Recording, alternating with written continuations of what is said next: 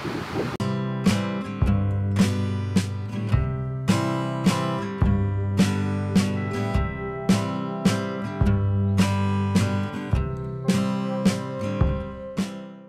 Kutlu ismim. 39 yaşındayım. 10 senedir İstanbul'da yaşıyorum. Daha öncesinde Mersin'de yaşadım. Üniversiteyi okudum orada. Resim okudum. Aslında resim okumuş bir heykeltıraşım yani.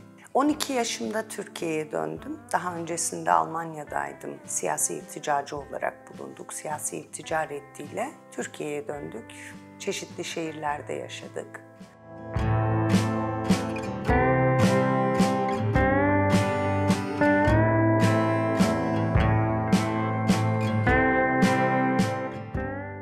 Heykelle yolculuğum taşla tanışmamla oldu. Ben üniversitede resim bölümüne başladığım zaman 2007'de. Heykel bölümünde modelaj dersimiz vardı. İlk defa orada kilin dışında taş malzemesini tanıdım. Taşla tanıştıktan sonra resim benim için ikinci plana düştü. Ondan sonra daha çok taş çalışmaya başladım, heykel çalıştım. Yani taşın zaten kendi içinde bir ruhu olduğunu düşünüyorum. Yani bazen ben taşa yön verirken bazen taş bana yön veriyor. Ahşapta bu biraz daha farklı. Malzeme konusunda herhangi bir kısıtlamam yok. Her türlü malzemeyi çalışıyorum. Taş, metal, ahşap, plastik, kağıt, her türlü malzemeyle çalışıyorum ama tabii ki ana medyumum taş. Taşla çalışıyorum. Taşın kendi farklı bir enerjisi var bana göre.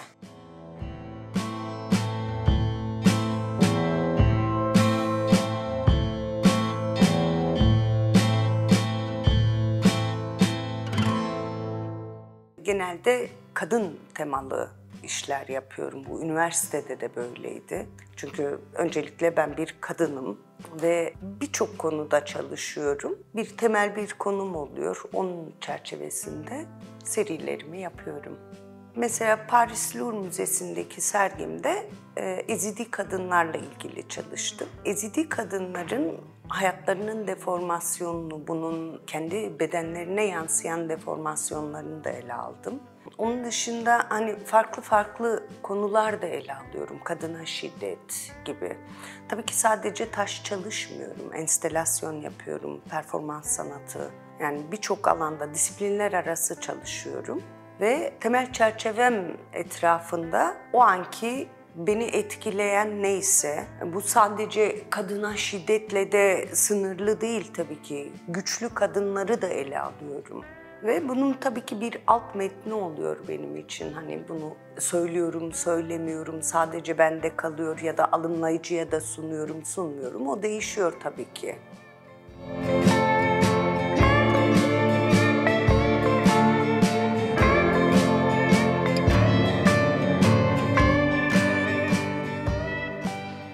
Projeleri hayata geçirmek için ömrüm yeter mi onu da bilmiyorum. Kişisel sergi düşünüyorum. Yarım kalmış portreler isminde yine kadın temalı. Ondan sonra da yine bu 2023 içerisinde Güçlü Kürt Kadınları serisine başlayacağım. Ya dediğim gibi en başta ben bir kadınım. İkincisi ben bir Kürdüm. Üçüncüsü ben Türkiye gibi bir ülkede yaşıyorum. Yani kadına şiddetin bitmediği, Kürtlere şiddetin bitmediği bir ülkede yaşıyorum. Yani dolayısıyla benim şimdi sanatı üretirken aslında sanatçı kendi derdini anlatıyor. Ben de kendi derdimi anlatıyorum. Hani bu şu anlama gelmiyor. Ben şiddete uğradım değil, uğramadım. Ama ben uğramadıysam da ben buna sessiz kalmak istemiyorum. Benim kendimi ifade ediş biçimimde sanatımla, heykelimle ifade ediyorum.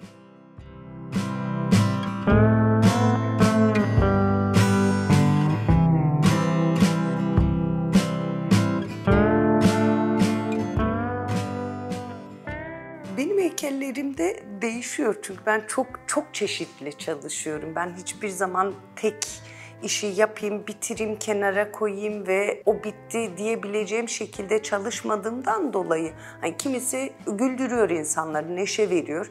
Kimisinde derin acılar bırakıyor. Yani gözyaşlarıyla bana gelip sarılıp tebrik eden de oldu. Bu çok acı, ben buna bakamam diyen de oldu. Değişiyor. Şöyle ki hani çok güzel bir işmiş, çok güzel bir esermiş. Ne kadar yumuşak hatları var deyip işte eserin adının tecavüz olduğunu gördüğü zaman uzaklaşan insanlar oluyor. Ya da bazı çalışmalarımda çok eleştiri alıyorum. Çok şiddetli olduğunu söylüyorlar. İşte Mersin 8 Mart Kadınlar Günü sergisinde yaptığım enstalasyonda da aynı şekildeydi. Hem görsel hem ses enstalasyonu hem bir çeşit happening gibi, yani insanların da o eserin içine girip dahil oldukları bir çalışma yaptığımda orada çok büyük eleştiriler aldım. Çok şiddetli olmasıyla. Amaç buydu zaten, çünkü olay çok şiddetli. Taciz, tecavüz, sözlü, fiziksel şiddet.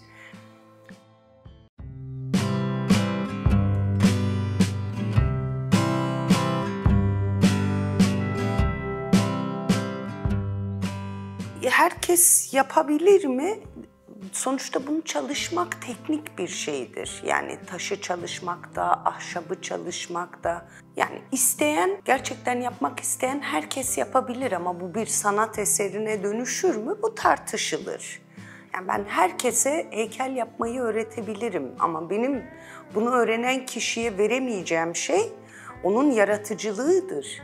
Yani onun bırakacağı etkidir. Bu kişinin kendinde olması gereken bir şey. Yani her heykel bir sanat eseri değildir. Zaman zaman bir bibloya, zaman zaman estetik, dekoratif bir nesneye dönüşebilir. Orada aslında biraz fikrin estetiği de vardır. Yani işlediğin konuyla da ilgilidir. Bu çok göreceli bir şey. Yani şu sanat eseridir, bu değildir gibi bir cümleyi ben kuramam. Hani bunu söyleyecek kişi ben değilimdir. Çünkü herkesin beğenisi farklıdır. İşte kimi daha klasik eserleri sever, kimi dekoratif eserleri sever, kimi daha kiç eserleri sever ki dünya çapında da bu böyledir, bizim toplumlarda da öyledir. İnsanların çoğunluğu daha kiç eserleri severler. Yani baktığında doğrudan anladığı eserleri. Yani orada kavramsal bir şey aramaz. Araması da gerekir mi? Tartışılır bence.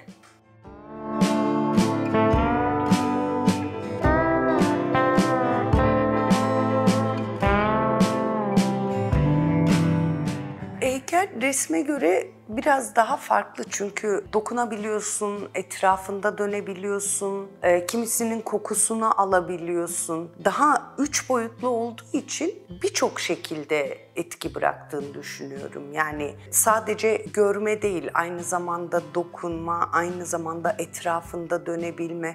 Yani ona bir dahil olabilme hali olduğu için heykelin insanlarda iyi bir etki bıraktığını düşünüyorum. Yani gördüğü şeyde nasıl bir heykele baktığına da bağlı. Hani şiddetli bir heykele bakıyorsa o şiddetin etkisinden uzun süre kurtulamıyor. Hani tarih boyunca sanat tarihine de baktığımız zaman, dünya tarihine de baktığımız zaman hep heykellerin belli bir önemi vardır. İşte bu anıt mezarlar olur, meydan heykelleri olur. Çünkü bir hafızada yer eden bir şeyler bırakıyor. Bırakıyor olmalı ki bu kadar her yerde heykeller var.